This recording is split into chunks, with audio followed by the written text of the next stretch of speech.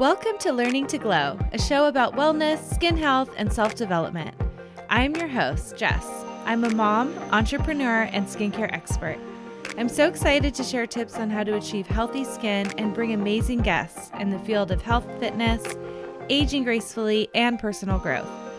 Let's explore all different ways we can take care of ourselves as women, both inside and out, to truly shine. So let's get glowing. Hi, everyone. Thank you so much for being here with me today. I cannot believe it is already November. I know the rest of this year is just going to be flying by. This is also the time of year we have a few big sales with my natural skincare line as well. So if you are not signed up to my newsletter, make sure you do. At simplyjessskincare.com, we will notify you when the sales come up this holiday season, and you will get the offer notification first in the email.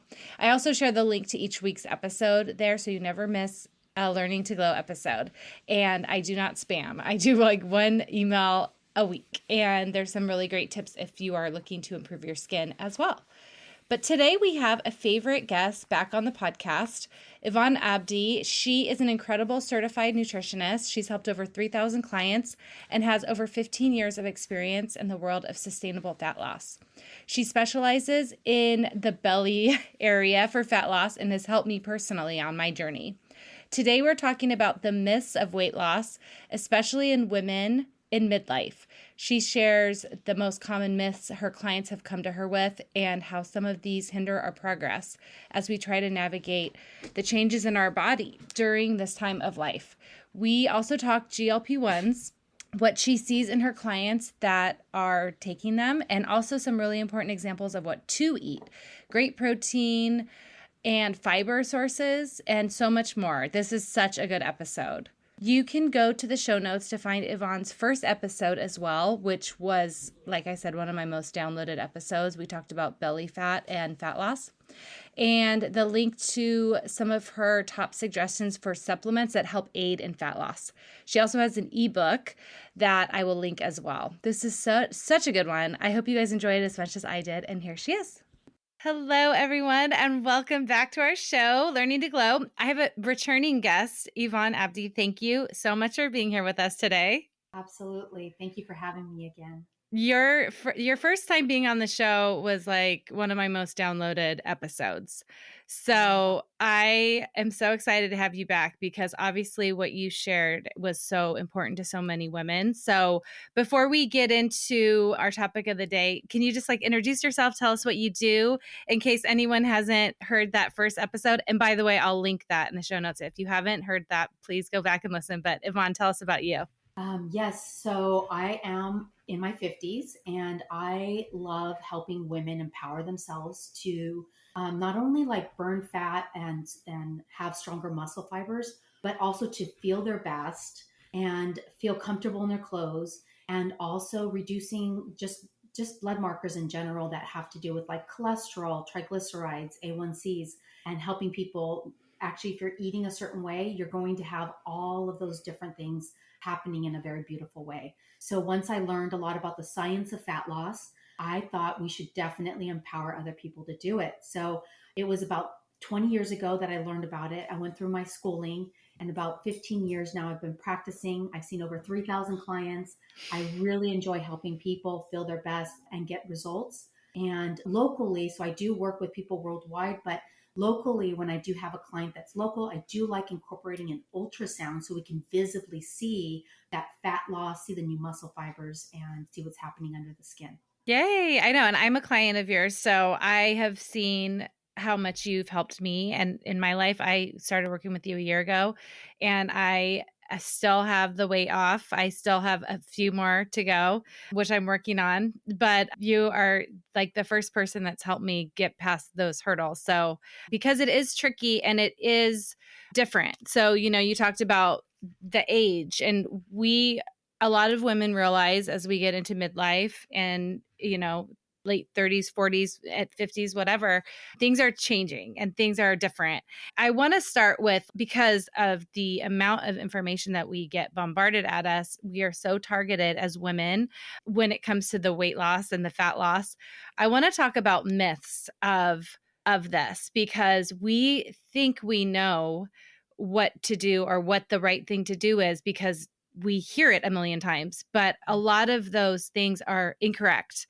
So maybe we can start with some of the myths of weight loss, especially at this age group in midlife that you've seen that are like, you're like, no, that's incorrect.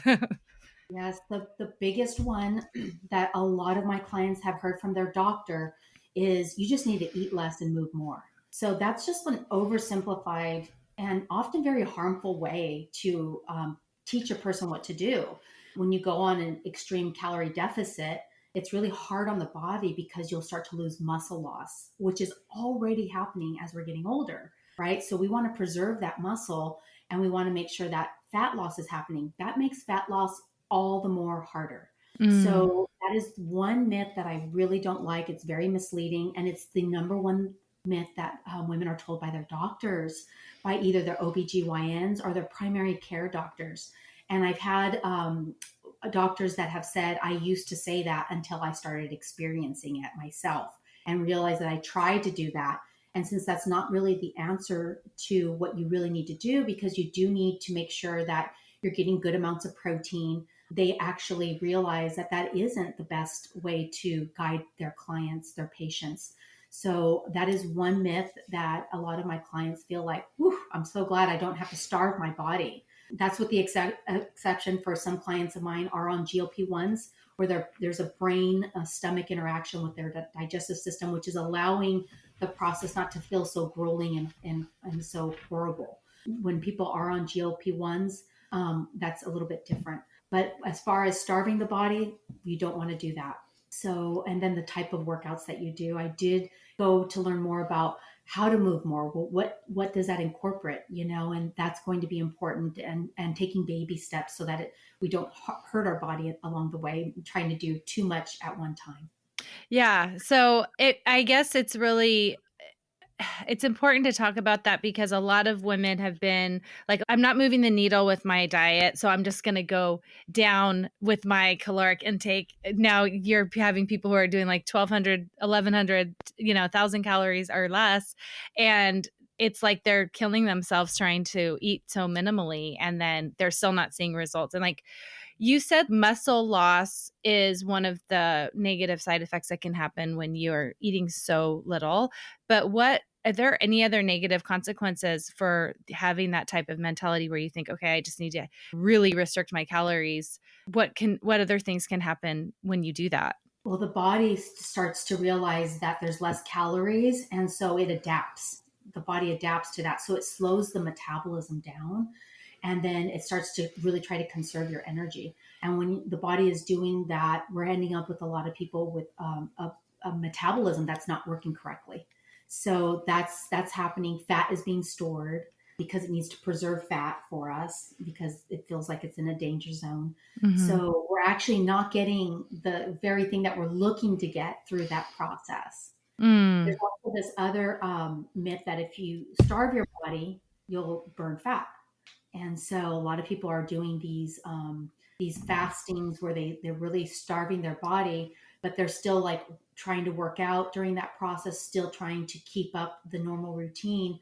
That also will cause the body to preserve fat and burn through muscle as well. Okay, well, I want to ask a question about that because you mentioned it with the GLP-1s. If they're eating, and tell me about like the clients that you've had and how you see it, because like for like, let's say for non-diabetics or like for people who need to lose 10 pounds or 20 pounds and they go on it, is there anything that you see with them that is kind of concerning when it comes to this? Because they are not eating as much, that's why they're losing the weight. But is there, I mean, I know there's side effects from it, but as far as like the low calorie, are there any other issues that people should be worried about if, they're going that route for those last, 10, 20 pounds? Yes, I've had several people and they're crying because their skin is just flappy from losing all. Mm.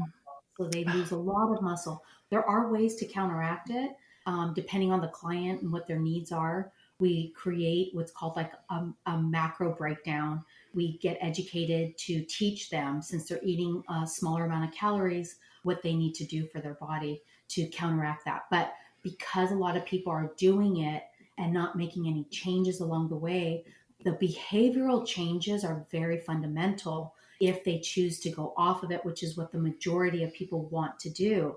But their appetite will come back, and I have women that are just like so frustrated because their appetite is extremely high again, and or normal, and they got used to and they liked eating the smaller amounts of calories. Of course, it's a little stronger once they first get the injection, and it slowly fades off throughout the whole week because they get injections once a week. It's not necessarily a bad thing for some people. Some people are very judgmental on the subject, and I don't think we should be doing that. Yeah. I do understand why people want to try it, and once they do, they learn more, and they try to bring down the weight. I have not seen anyone get off of it that doesn't put the appetite gets stronger, right? So that doesn't put some weight back on. So they have to anticipate that as well. But as far as the GLPs, they come in crying, their skin is hanging, they've lost all muscle. It is a warning label also on the product itself.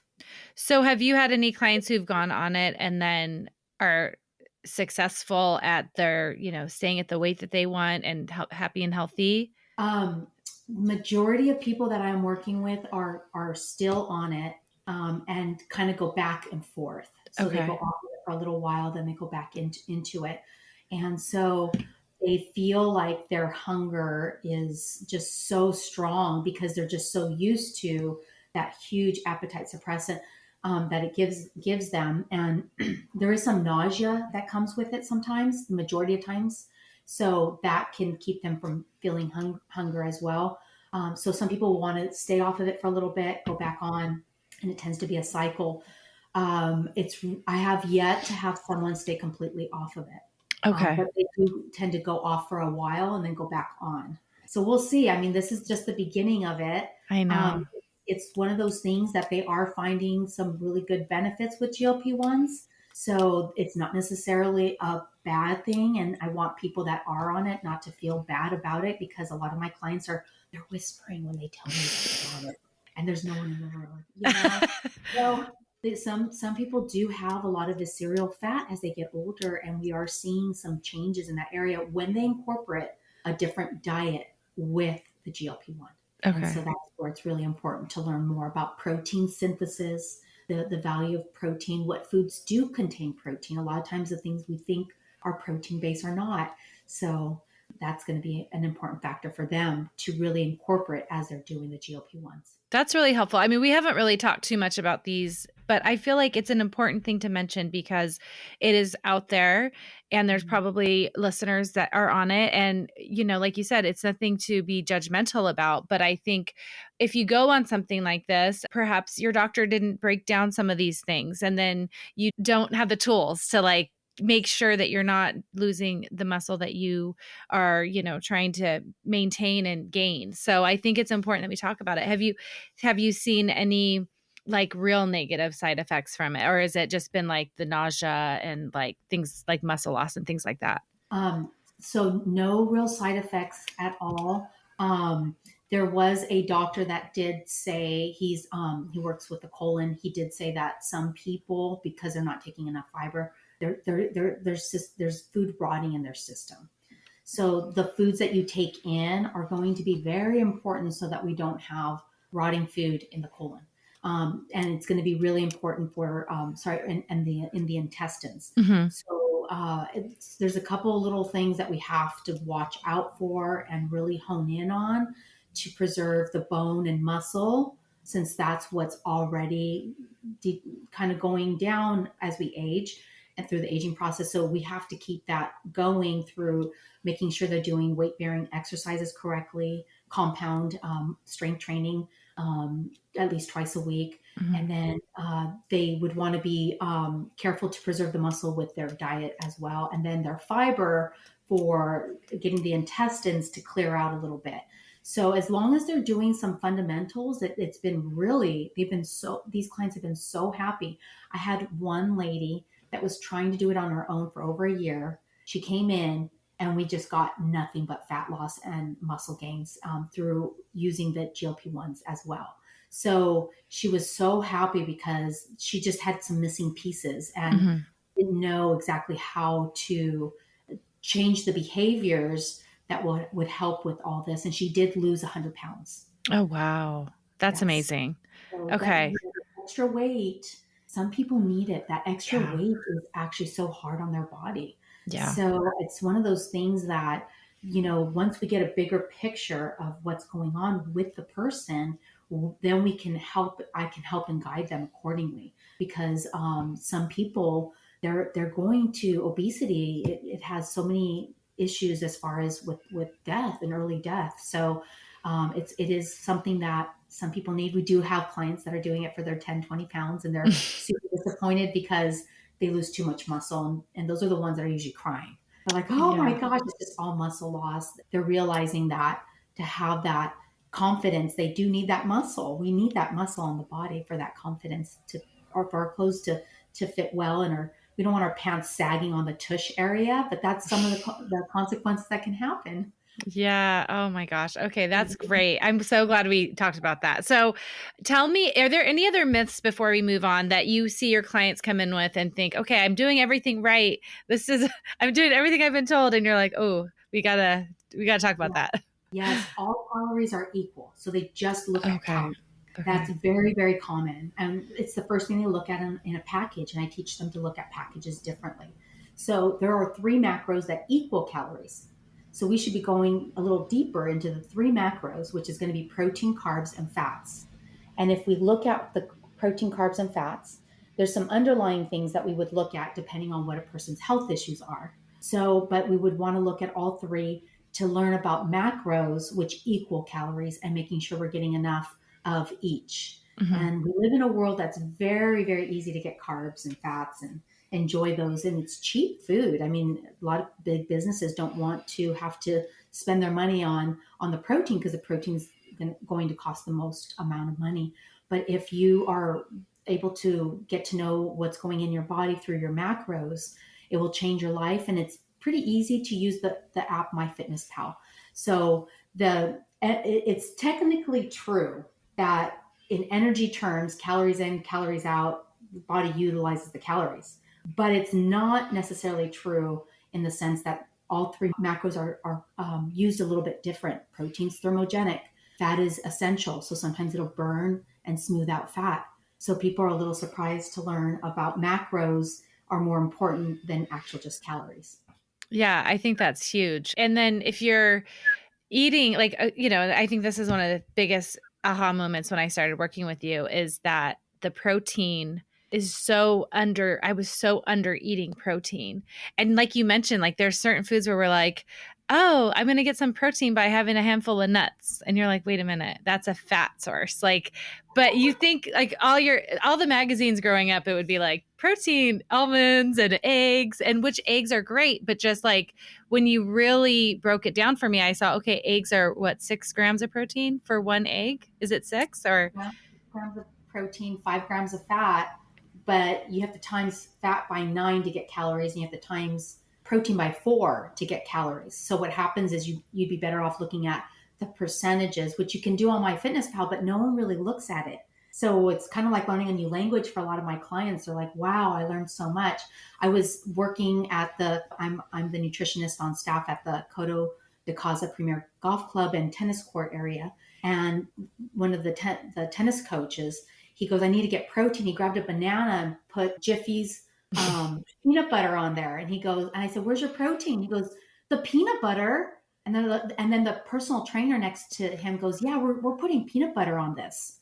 And I was like, oh, okay, just so you know, 70% fat, equal amounts of carbs and protein. And they're like, really? So here's like a personal trainer, the head lead tennis coach, and we're just not taught enough on this subject. So I'm Yeah, and glad you're you were able to figure it out. you're so nice about it too. You don't make anyone feel like they're ignorant or anything. Like I always felt like, oh, okay.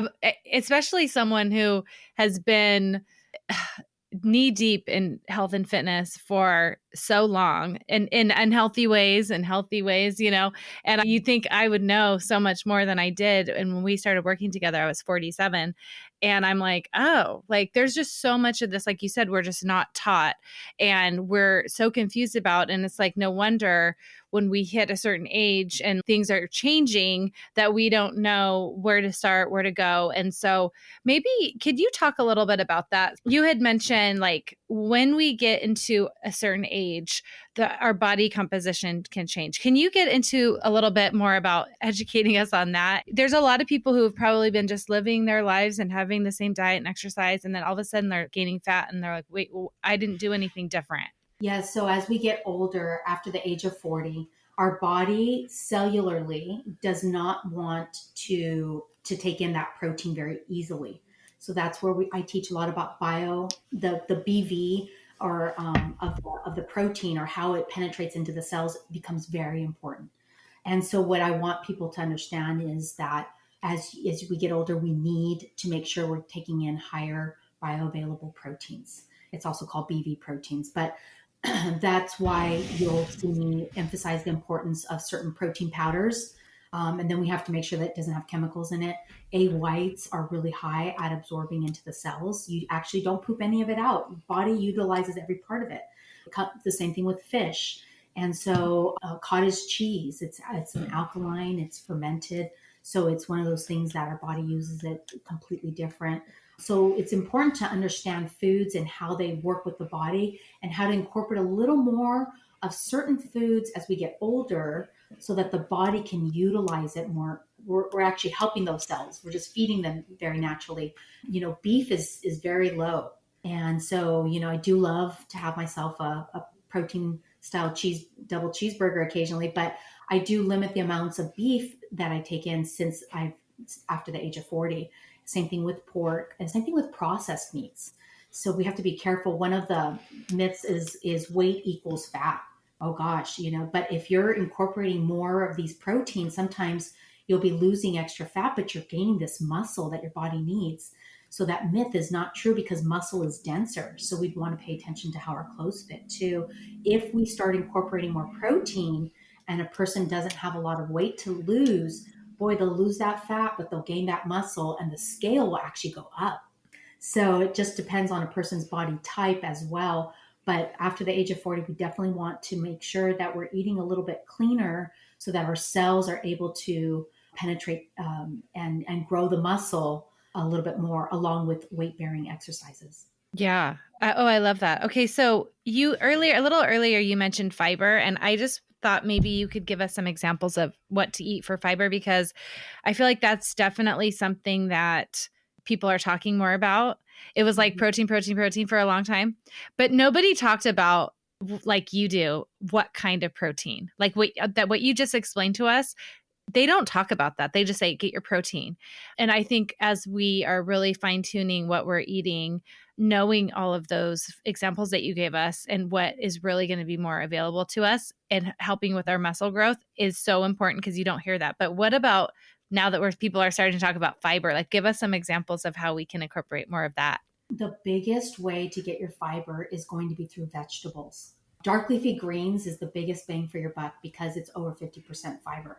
So Okay. per volume and calories, it's very low in calories. So it's just all this fiber that you're able to take in. But vegetables in general, with the exception, of course, of starchy vegetables, which would be your potatoes and corn, you want to be a little bit careful with those because of their glycemic index and their spikes in insulin, which affects belly fat. But all of the other vegetables you would definitely want to incorporate into the diet as much as possible. And the amount of nutrients you get through vegetables is absolutely amazing. Some of the other things that are out there now that we're getting more fiber through is some keto type of snacks. There's a Catalina Crunch cereal that tastes like Cinnamon Toast Crunch, and it's got like 11 grams of fiber. So we're getting all this fiber through having a little bit of cereal it's expensive because of the quality that you're getting. It's got more protein, right? Anything with protein tends to cost more money. But that's another way to do it. you'd want, if you do brown rice versus white rice, of course, you'd want to make sure you have the right amounts of your carbs, but that would help. But majority of people are also supplementing these days. And Nature's Sunshine has a few products that are absolutely amazing for that. They have a psyllium that you can mix into some water. You can put it into your smoothie, and it thickens the smoothie very nicely. You drink it down, and it really helps the whole intestinal tract with your microbiome. These little guys that are in your intestinal tracts that are your probiotics, right, are really good for eating up and helping the intestines to heal nicely, work really efficiently, and it actually affects our overall serotonin levels and how we feel, right? So fiber itself, they're finding, is very, very valuable. One of the things I do have clients try to do is let's try to get vegetables in 2 meals a day. If you do, breakfast, lunch, dinner, and a snack, if we get 2 meals, let's try to incorporate just a little bit more. And it's kind of like I tell people, like putting your seatbelt on, right? You get in your car, you naturally do it. So I want people to think about vegetables in that way because of how much it helps the body. Oh, I love that. Okay, so I'm gonna be buying Catalina Crunch. That sounds so good. I don't eat cereal, but I like it, so I might have to try that. Okay, so can you do me a favor and share, because I feel like your examples are so good and helpful. I feel like especially a lot of us are just like, oh, so many moms listening to this are probably like me, or you're just like dinner, lunch, you're just, it's such a grind to try to figure out what to feed everyone, what to feed yourself. I would love if you could share like an example of what you eat in a day. Like what's like something that you do on a, weekday, something that you're like, you're kind of your go-tos. So I feel like that could help somebody. Absolutely. So, everyone's different with their food taste buds, right? So I have an ebook that you can download to on the Kindle app called Eat This Much, because I was sending out like 40 Word documents at a time with all these different recipes of what I incorporate and how I eat. But spices are a great way for lunch and dinners, and then cook once and eat 3 times is a terminology that I like for people to use. So if you're cooking some chicken, you can use it in one meal in one way for one meal and then use it another way, or even have leftovers the next day. So that's super helpful. But spices are really good. I have a dry rub recipe. I can send it over here as well, but it's in the book, Burn Fat, Not Your Food. Okay. And I have it with breakfast, lunches, dinners. With lunch and dinner, I try to, since we eat mostly chicken, like different protein sources, I have it situated to where it's just chicken, it fishes, and then you've got your bison and red meat section as well. But for breakfast, there's times I feel like a coffee latte. So I'm able to incorporate on my website. You can purchase a protein powder that is super bioavailable to the cells. It tightens really quick. And it's all protein, and I throw it in my coffee, and it makes a vanilla latte. So then you could serve it iced or hot. That's one of my go-tos. I also make an endocrine smoothie that's in the book as well. Anytime you're incorporating certain things to help your endocrine system, it helps your hormonal system, because they're very these are two things are in the same department basically. But there's also chia pudding, fat burning chia pudding. There's yogurt where you mix some vanilla protein powder. It's a vanilla yogurt without all the sugar. Some Mm. people like to add other flavors, so you can buy these little packets through, I think it's called True Lemonade, and they make like a strawberry, and you can put those in, so you get rid of the sugar in that is really heavy in these yogurts. And anytime you do plain Greek yogurt versus plain yogurt, you naturally incorporate double the protein. Oh, and I like Greek yogurt so much better too. It's just so much tastier. I want to ask you, because I feel like you've had a lot of clients that, this is a struggle for a lot of women. This is hard. Like, you're not happy with the way you're looking, you're feeling defeated. Like, how do you help people with that emotional part if they come into you and they say, I feel bad about myself. I'm not happy with this process. Maybe it's slow. Maybe they don't like the way they're looking. They don't feel comfortable in their clothes. Like one of the things that you love to help women with. How do you talk to people when they're going through something like that? First, I listen, and it's more common for a lot of tears to happen in the office because we eat food all day. So it gets super confusing with something that we do throughout the day. And so a lot of my women, I get tears a lot. And that's a very normal, natural feeling that comes, and they are trying so hard. And once they get these answers, they feel like relieved. And of course, a lot of us need accountability. So it's something that, they feel like, I need to keep this going to kind of help get some hand holding, because it's hard to do it on your own. You're getting bombarded with different events and different things coming up. We have Halloween coming up, then we have Thanksgiving, then we have Christmas, and then we have New Year's, and then we have Valentine's Day. I mean, it's just a repetitive cycle of all these things that are happening. Moms during summer vacation I get a lot of business from moms during summer vacation. It's like, I need accountability because Yeah. they're just on the go. But I teach them, hey, let's have some go-tos or two goes with you and ready to go, so that way it's right in front of you. Let's grab and go. And we're naturally going to make better choices if we have a little prep going. So I tell people, if you fail to plan, you plan to fail, right? So we want to go ahead and do some small little preps too.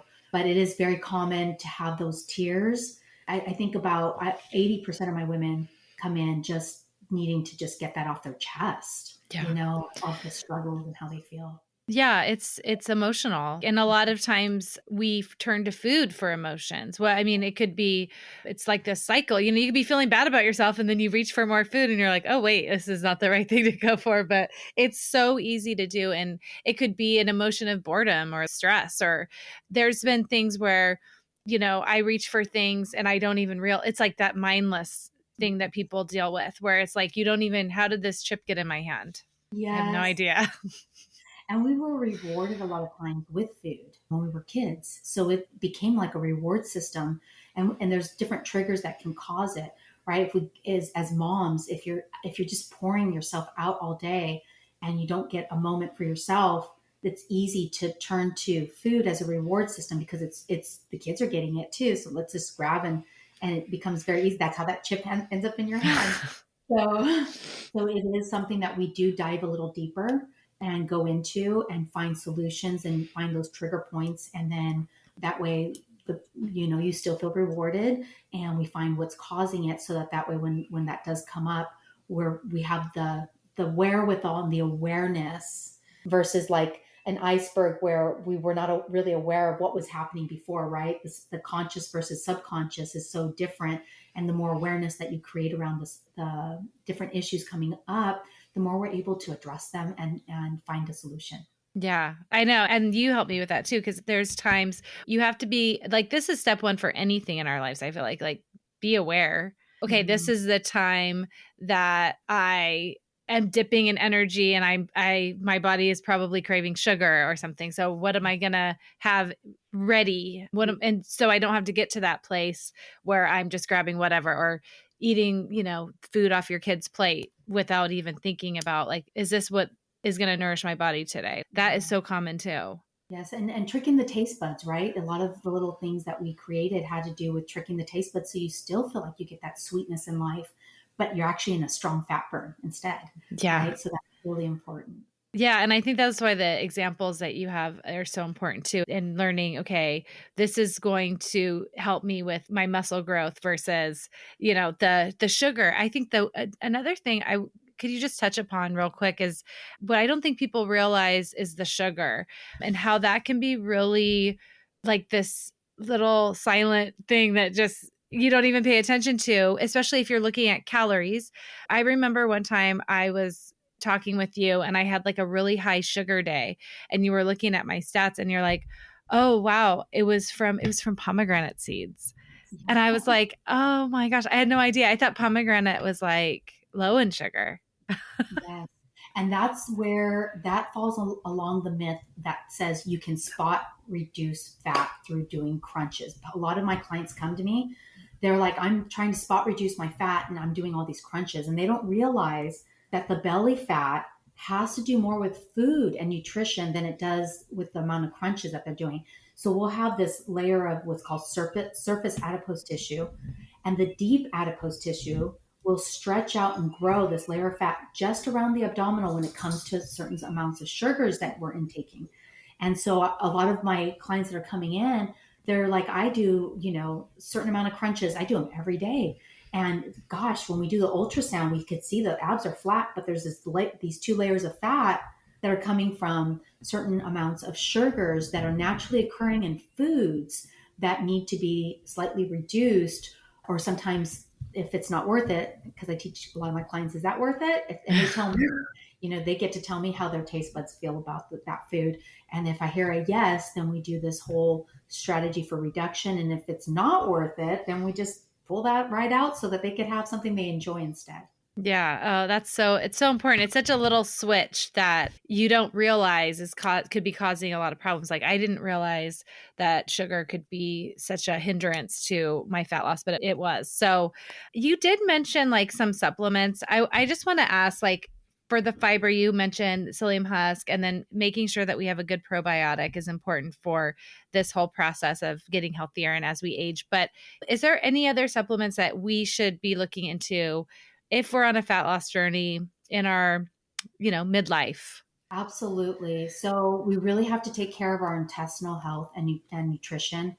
There's a myth that says exercise alone is enough and movement is everything, but nutrition and recovery and supplementation are very important as well. Mhm. And those are very, very important for our overall body because one supplement I really love is the super supplemental, with iron or without iron, depending on if a woman has her period or if she's anemic or not. But it just fills in all the little gaps of where we might be mineral deficient or nutrient deficient. Another important one is your probiotics, right? We put so many things into our system, and foods and processed foods and just germs and bacteria end up in our gut as well. And these probiotics are like our little army men just doing our work for us. So if we do the probiotic 11, we're getting 11 different strains that are really important and fundamental for the overall health of our gut, which actually now they're finding that there's this gut and brain component of happiness and feeling good. And so we really want to make sure a person's getting probiotics. It also helps get rid of a lot of the bad stuff that's going on in the intestinal tracts and clears that. Another one that's really important is digestive enzymes. There's the proactazyme, which helps us digest the carbs, fats, and protein. When you were little, you naturally had them occurring in your system. You were born with all these enzymes, and we lose those functions from the age of 20 to 30. We lose about 15%, and then we lose another 15%. So you can see how that compounds into our 40s. Mm. And sometimes my clients have this bloated in their intestinal tract that's not fat. So we reduce the fat, but then we work on the intestinal issue as well. So everyone should be on enzymes. There are some protein enzymes as well. There's a PDA one that I really like. And then there's a Protease. But if someone's looking for just one to cover all bases, that would be either the food enzyme or the proactazyme. The nice Okay. thing about Nature Sunshine is they make different ones, and some people will try one and they go, wow, this one actually makes me feel even less bloated. So they'll try either the proactazyme and or the food enzyme. My sister combines both and just takes both of them and keeps them in her car, keeps them at her dining room table so that she's right on top of the enzymes. That's helping you break down your food so that your body's able to absorb the nutrients. Yeah. So if it's not broken down, we end up with more issues, more inflammation, more bloating. Bloating tends to be the thing that we're trying to avoid on a vanity level, but there's just so many things going on another level. So if anyone says, what's the one, I only want to take one thing, I'm going to put them on the enzymes first. And Yeah. then I'm going to get them on a probiotic if they're willing to take a little bit more. And then the super supplemental. Those three are going to be your biggest, most important ones to take. The nice thing is once you go into your Nature Sunshine account, they use a spectrometer, so they have the best quality vitamins in there. If people want to do a natural Ozempic, I put them on berberine. The reason Nature Sunshine's berberine is better is because of where it's grown and because we make sure it has exactly what we say it has in the product. So it totally changes how we feel about what we're putting into our system and how effective it's going to work. So berberine is great because it kills bad bacteria in the intestinal tract. And then it also helps reduce the amount of cravings that we get throughout the day. And it works a lot with our insulin level, which insulin spikes can create belly fat as well, even if we're not having insulin resistant issues showing up at all in our blood work. Okay. Oh, that's great. Yeah, I think there's a lot of women I speak to that have digestion issues. So I think that the enzymes are, like you said, that's really important. And just Yeah. making sure, I mean, we're trying so hard to get nutrition and we want to actually absorb it. So I think Yeah. that's an important one. That's one I take all the time. So is there anything else you want to share with us before we say goodbye?